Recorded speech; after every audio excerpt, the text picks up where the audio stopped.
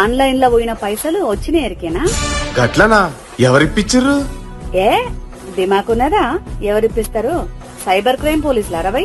అవు మళ్ళా ఆన్లైన్ లో బాధితులకు 183 కోట్ల రూపాయల రిఫండ్ ఇచ్చిర్రు.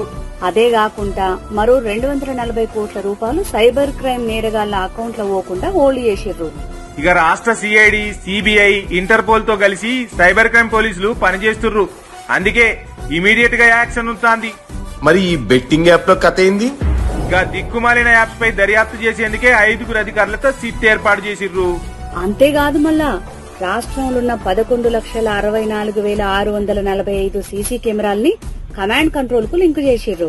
కాంగ్రెస్ సర్కార్లా పోలీసులు జబర్దస్త్ పనిచేస్తున్నారు. అవు మళ్ళా